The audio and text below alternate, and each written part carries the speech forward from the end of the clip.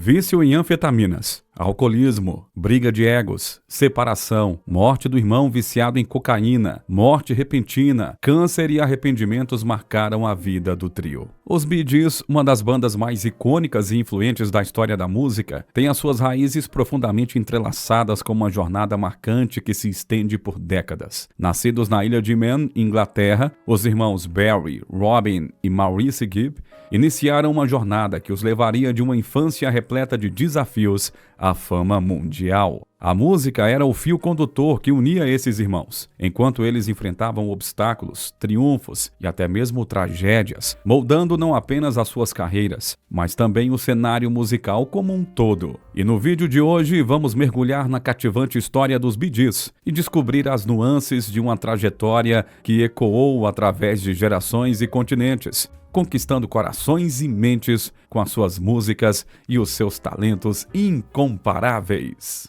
A nossa jornada começa na pacata ilha de Man, na Inglaterra, onde 3 futuras lendas da música nasceram. No ano de 1946, mais precisamente em 1º de setembro, Barry Gibb veio ao mundo, seguido pelos irmãos gêmeos Robin e Maurice, nascidos em 22 de dezembro do mesmo ano. A família Gibb estava destinada a criar uma das bandas mais notáveis da história. Após o turbulento período da Segunda Guerra Mundial, a família Gibb decidiu mudar-se para Manchester, na Inglaterra, em busca de novas oportunidades. O cenário industrial dessa cidade em declínio seria o palco onde os talentos musicais dos irmãos começariam a se manifestar para o mundo. Desde muito cedo, a infância dos Gibb foi marcada por suas distintas personalidades. Robin, um dos gêmeos, mostrava um espírito curioso, mas também um comportamento meio delinquente, que chamava a atenção das autoridades locais, devido aos problemas com incêndios, por exemplo. A sua relação com a polícia não era desconhecida não, viu? As autoridades locais de Manchester então sugeriram à família que considerassem a possibilidade de imigrar para a Austrália. Em agosto de 1958, os pais dos irmãos Gibb, junto com seus filhos,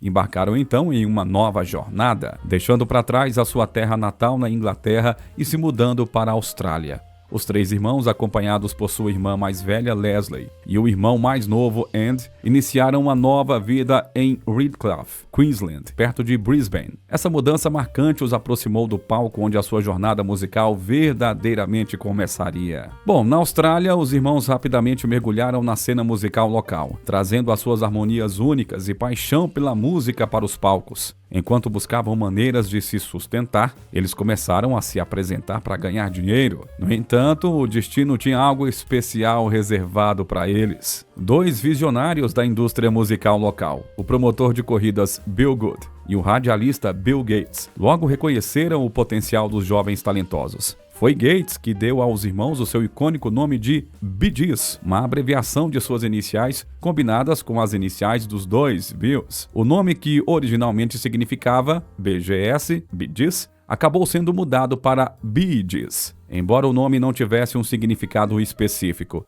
Ele se tornaria sinônimo de uma das bandas mais influentes e icônicas da história da música. A oportunidade de se apresentar no autódromo da cidade em 1960 abriu um novo capítulo na história dos músicos. Eles cantavam durante os intervalos das corridas, cativando o público e tornando-se uma atração por direito próprio. O público não apenas aplaudia não, mas também expressava o seu apoio jogando dinheiro na pista, que os irmãos coletavam como recompensa por suas apresentações inesquecíveis. No entanto, apesar do seu talento e esforços incansáveis, os Bee Gees não conseguiram alcançar o sucesso desejado na Austrália naquele momento. Em 1967, a família Gibb tomou a decisão de retornar para a Inglaterra, com a esperança de buscar oportunidades musicais internacionais que finalmente fizesse sentido para a banda e que os levariam ao estrelato que tanto almejavam. E a decisão de retornar para a Inglaterra foi um passo crucial rumo ao sucesso do trio. Eles não apenas trouxeram consigo o aprendizado e a experiência que eles adquiriram durante a sua jornada na Austrália, mas também um espírito resiliente e uma determinação inquebrantável. A partir daí, o cenário estava pronto para os Bee Gees escreverem o seu nome na história da música de forma indelével, conquistando corações em todo o mundo e deixando uma marca que ecoaria por várias gerações. A década de 1960 marcou a ascensão meteórica dos Bee Gees no cenário musical. Com seu talento inegável e harmonias cativantes, iniciantes, eles rapidamente chamaram a atenção da indústria. Em 1967, assinaram um contrato com a gravadora Polydor e lançaram uma série de álbuns que conquistaram os corações dos fãs ao redor do mundo. O sucesso foi coroado por hits memoráveis como Massachusetts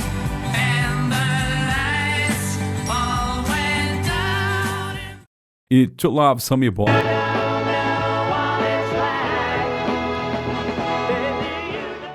A combinação única de suas vozes e composições habilidosas os diferenciou no cenário musical saturado naquela época. Enquanto trilhavam o caminho do sucesso, os Bee Gees também enfrentavam vários desafios, incluindo um período de rivalidade criativa com outros gigantes da música, como por exemplo os Beatles. Olha só, rivalizar com os Beatles, hein?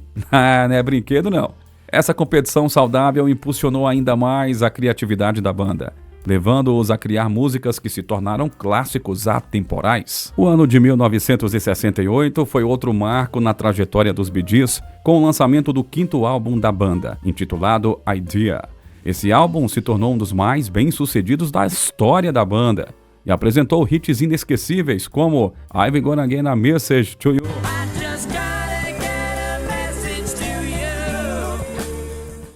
e I Started a Joke.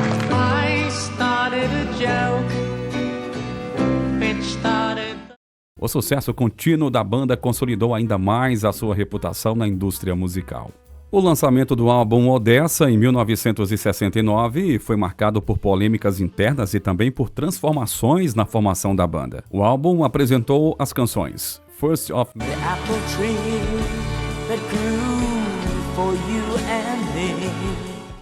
e Lamplight,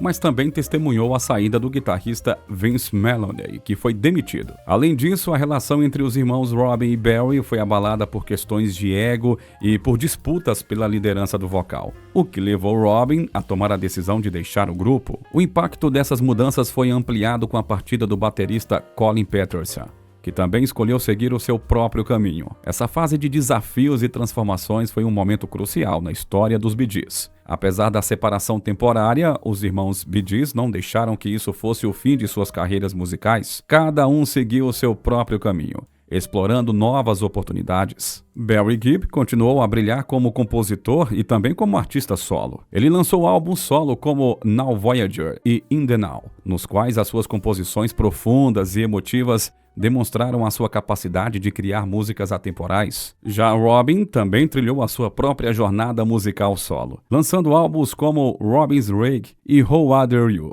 Além disso, Robin fez incursões na composição para trilhas sonoras de filmes. Dentre eles estão Hawks e Toys. Já Maurice, além de continuar a ser um pilar da indústria musical como membro dos Bee Gees, também explorou a produção musical e colaborou com outros artistas, trabalhando como produtor em álbuns de artistas como Jimmy Ruffin e Lulu. Maurice também lançou um álbum solo instrumental, chamado The Loner. Mas apesar dessa separação, o destino tinha outros planos para esses briguentos, e em meados de 1970, os irmãos Gibb passaram por um momento de reconciliação. Afinal de contas, entre irmãos, sempre tem essas desavenças, né? Sempre tem alguma coisinha, mas o importante é sempre fazer as pazes, hein? Fica a dica aí pra você. Depois de enfrentarem divergências e desavenças, eles então decidiram se reunir de novo e continuar com a sua jornada musical juntos. Em uma entrevista dada naquele ano, Barry relembra que Robin o contatou durante as suas férias na Espanha, com a proposta de retomarem a banda. Robin me ligou na Espanha, onde eu estava de férias, dizendo: vamos fazer de novo. A reunião foi oficializada em 21 de agosto de 1970, quando eles anunciaram que os Bee Gees estavam de volta e que nunca mais iriam se separar. Maurice também expressou um pedido público de desculpas a Robin pelas desavenças passadas. Queremos nos desculpar publicamente com Robin pelas coisas que foram ditas, disse ele. Nesse período, tanto Robin quanto Maurice já haviam gravado algumas músicas antes da reunião de conciliação, e essas canções foram incorporadas ao álbum subsequente. Em 1970, o álbum 2 Years On foi lançado pelo grupo, trazendo o single Lonely Days.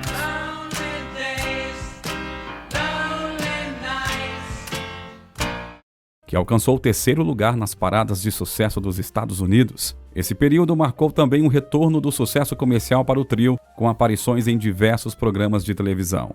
Bom, em 1971, um novo álbum foi lançado, trazendo também mais um grande sucesso, a canção How Can You Mend a Broken Heart, que alcançou o 1º lugar nas paradas americanas. Esse single também rendeu à banda sua primeira indicação ao Grammy na categoria de melhor performance pop por um grupo com vocais.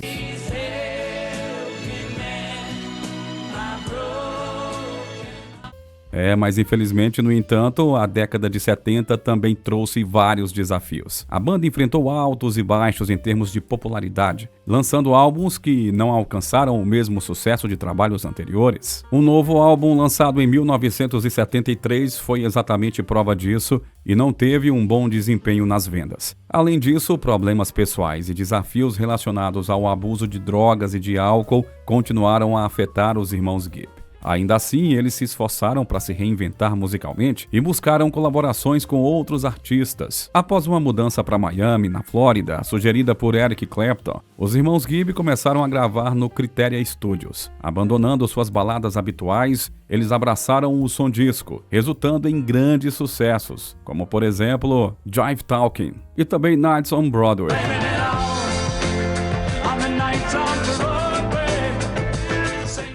E isso acabou levando o grupo a lançarem o álbum Man Curse, marcado pelo uso do famoso falsete característico de Barry Gibb. Bom, no entanto, o marco definitivo dessa época foi a sua participação na trilha sonora de Os Embalos de Sábado à Noite. A trilha sonora e o filme se tornaram ícones culturais, simbolizando a febre disco globalmente. A colaboração dos Bee Gees com o produtor Robert Stigwood resultou em hits inesquecíveis, como por exemplo How Deep Is Your Love, Stand Alive e também Night Fever.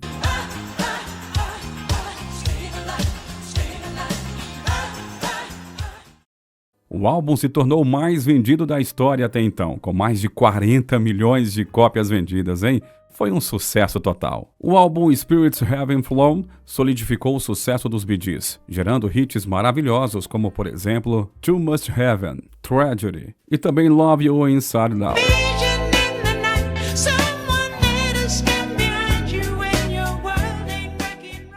No entanto, à medida que a popularidade do movimento disco diminuía, a carreira dos Bee Gees também foi afetada. Eles tiveram um último grande hit nos Estados Unidos com One em 1989. Essa fase testemunhou tanto o auge quanto a queda da popularidade dos Bee Gees, moldada pela efervescência da era disco e a sua contribuição duradoura para a cultura musical. Já no final da década de 80, os Bee Gees tiveram um reencontro com o sucesso, lançando o álbum ESP em 1987. Esse retorno foi marcado por uma mistura de sentimentos, uma combinação de empolgação e também nostalgia. O álbum vendeu incríveis 2 milhões de cópias, rejuvenescendo a carreira dos irmãos. Essa conquista não só reforçou o seu domínio musical, mas também se tornou um momento de celebração e gratidão, especialmente ao alcançar o 1º lugar no Reino Unido, marcando o sucesso do grupo em cada uma das 3 décadas, 1960, 1970 e também 1980. Mas infelizmente, entretanto, um momento sombrio abalou profundamente a trajetória dos Bee Gees em 1988. Andy Gibb, o irmão mais novo, faleceu aos 30 anos devido a complicações cardíacas após anos de abuso de drogas. A dor da perda de um ente querido transcendeu a esfera musical, e os Bee Gees sentiram a necessidade de honrar a memória de Andy. Em uma demonstração de união e também de apoio, eles formaram o grupo The Bunburys, com Eric Clapton, visando arrecadar fundos para instituições de caridade. Essa colaboração não só refletiu a solidariedade entre os irmãos, mas também aprofundou os laços de amizade que os uniam. Apesar das lutas pessoais e da adversidade, a música continuou a ser uma fonte de expressão e de cura para os irmãos Bee Gees. Lançando álbuns como One em 1989, eles mantiveram viva a chama da criação artística. A canção Wish You Were Here, que significa Queria que Você Estivesse Aqui, foi dedicada a Andy, e não foi apenas uma homenagem emocionante, mas também uma maneira de canalizar sentimentos complexos através da arte.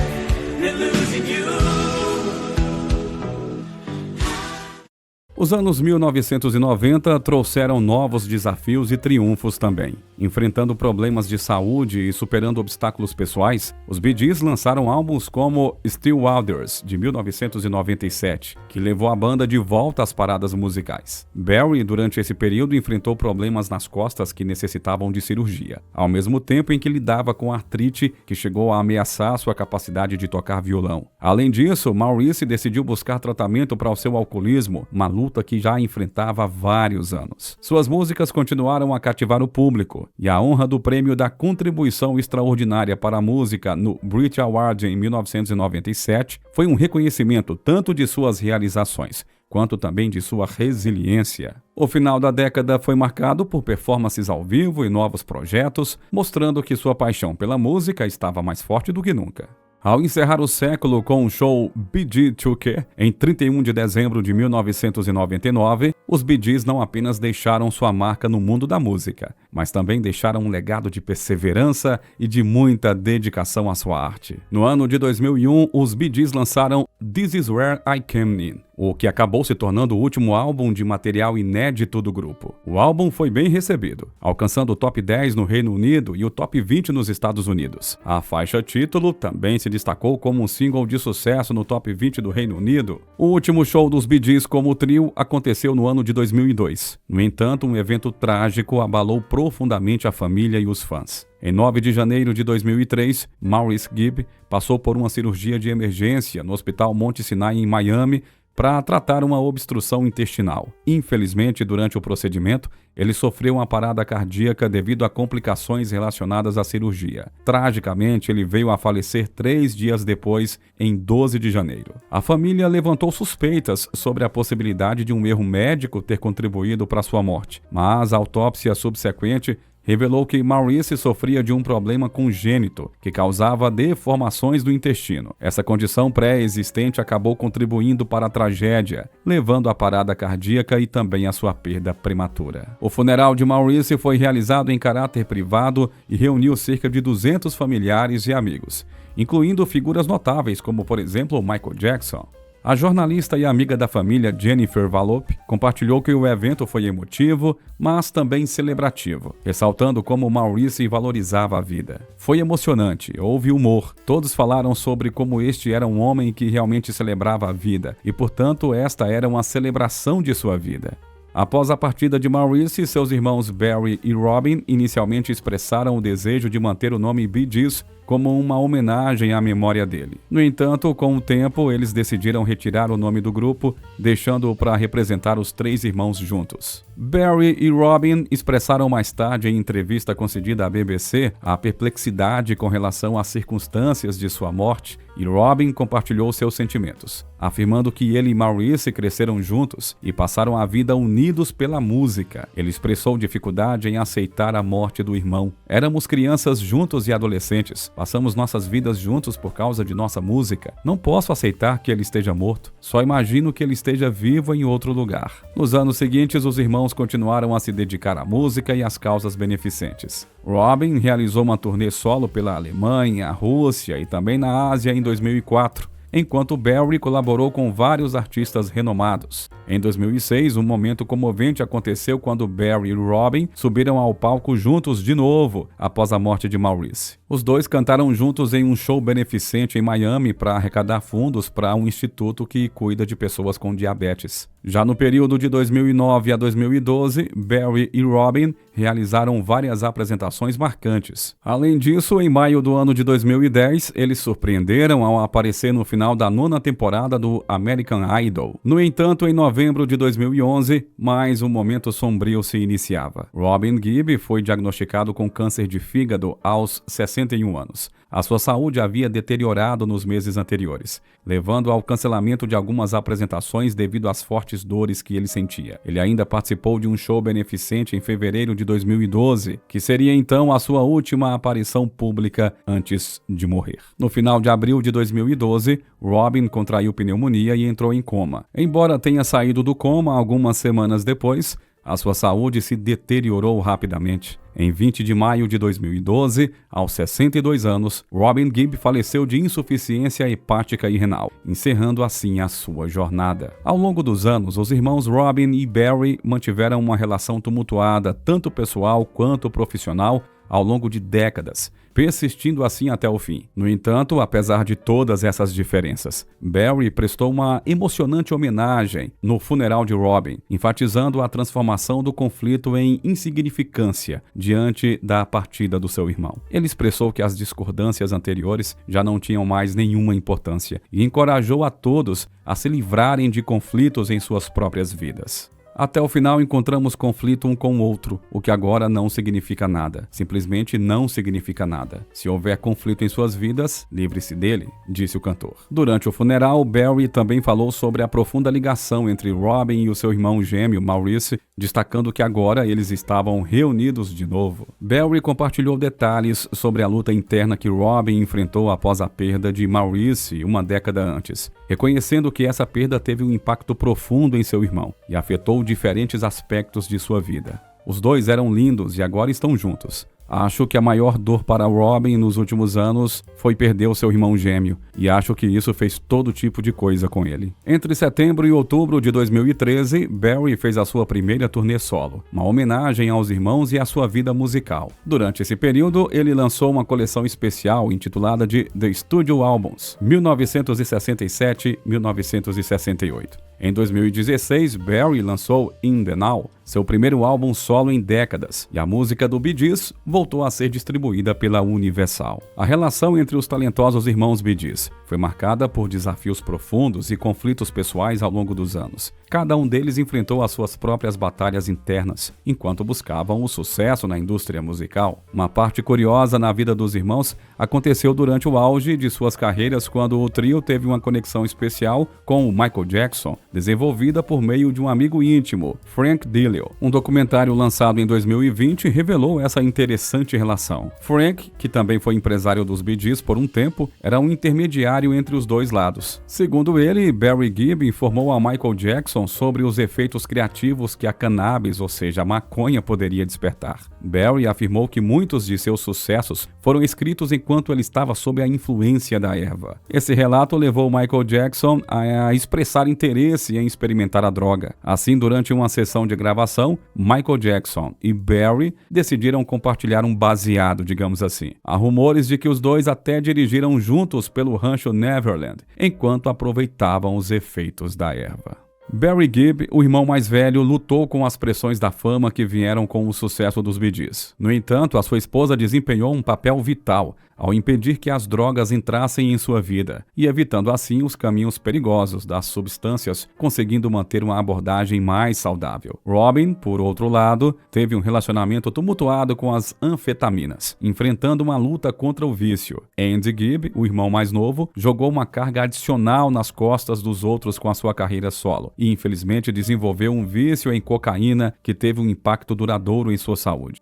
Além disso, Maurice também teve a sua própria batalha contra o vício. Ele enfrentou problemas com o álcool ao longo da vida, o que trouxe desafios adicionais para ele e também para os seus irmãos. As brigas entre os irmãos eram frequentes e muitas vezes transbordavam para a mídia. A ascensão dos Bee Gees foi marcada por questões de ego e também de rivalidade entre eles, disputando quem merecia ser o vocalista principal. Essa competição estava enraizada na igualdade de habilidades vocais e também no talento de composição entre eles.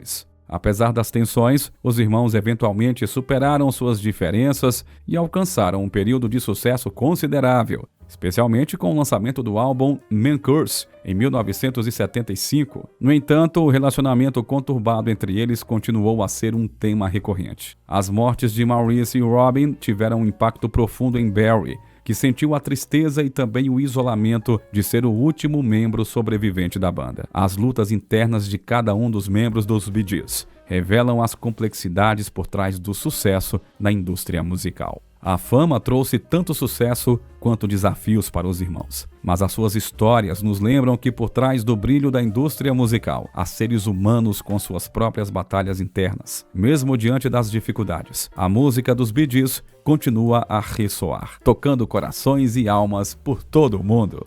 E assim chegamos ao final do vídeo de hoje. Obrigado a você por ter estado conosco mais uma vez. Aproveite para curtir o vídeo, para compartilhar com quem você quiser. E se porventura você ainda não for inscrito, por favor, inscreva-se no canal e nos ajude aí a divulgar cada vez mais o canal Cultura Nostálgica. E eu te vejo no nosso próximo vídeo, hein? Até lá!